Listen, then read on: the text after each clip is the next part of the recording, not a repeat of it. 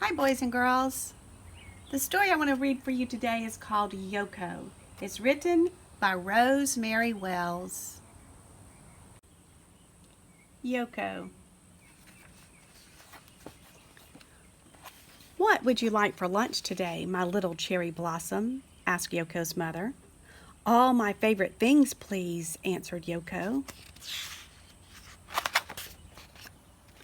Yoko's mother spread steamed rice on bamboo mat. She rolled up a secret treasure inside each piece. Then she packed it all in a willow-covered cooler. Have a wonderful day at school, my little cherry blossom, said Yoko's mother. I will, answered Yoko.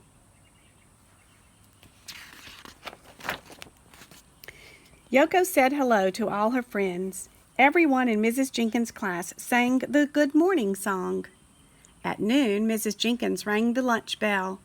Lunch boxes out and open, please, boys and girls, said Mrs. Jenkins. Timothy unwrapped a peanut butter and honey sandwich. Valerie had cream cheese and jelly. Fritz had a meatball grinder. Tulip had Swiss cheese on rye. Hazel had egg salad on pumpernickel. Doris had squeezed cheese on white. And the Franks had franks and beans.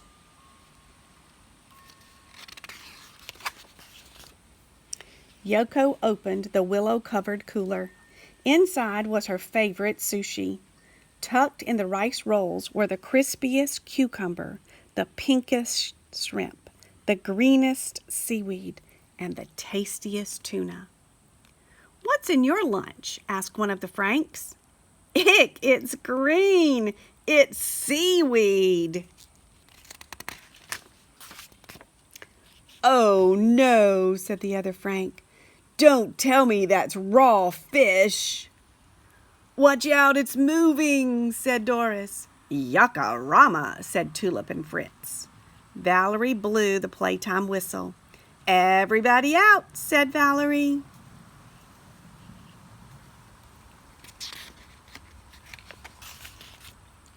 Yoko did not want to play ball or swing on the swings. What's wrong, Yoko? Asked Mrs. Jenkins.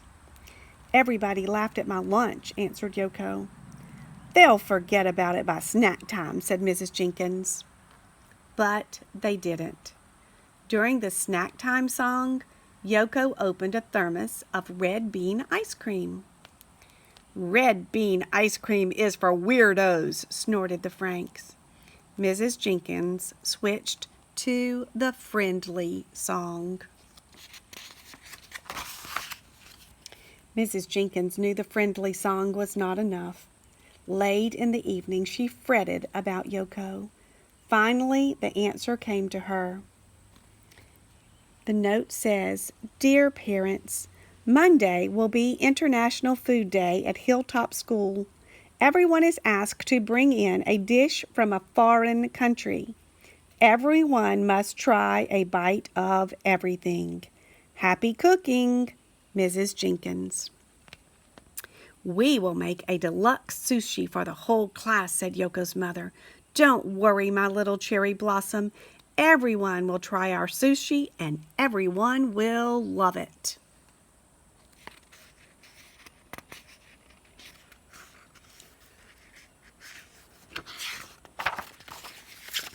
On Monday morning, Valerie and her mother carried in a plate of enchiladas. Timothy and his mother made Caribbean coconut crisp.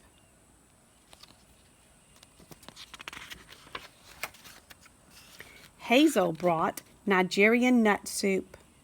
Harry brought Brazil nuts. Doris brought Irish stew. Tulip brought potato nishes. Monica brought a pitcher of mango smoothies. Fritz brought spaghetti. But Frank cooked up a pot of Boston Franks and beans. At noon, Mrs. Jenkins rang the lunch bell and everyone sang the Clean Hands song. What does International Food Day mean to us, boys and girls? Asked Mrs. Jenkins. Try everything, said everybody. When Valerie blew the playtime whistle, there was not a nibble of nuts or a sip of smoothie left. But no one had touched even one piece of Yoko's sushi.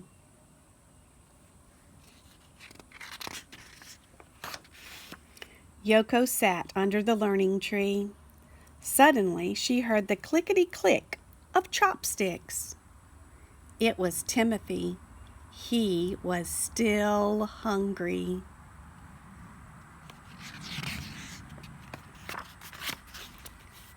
"Let me show you how," said Yoko. Timothy polished off the rest of the crab cones his very own way. "Can we have sushi again tomorrow?" he said. "I'll ask my mother," answered Yoko. During the school bus song, Timothy found a coconut crisp in his pocket. He gave it to Yoko. "It's even better than red bean ice cream," said Yoko.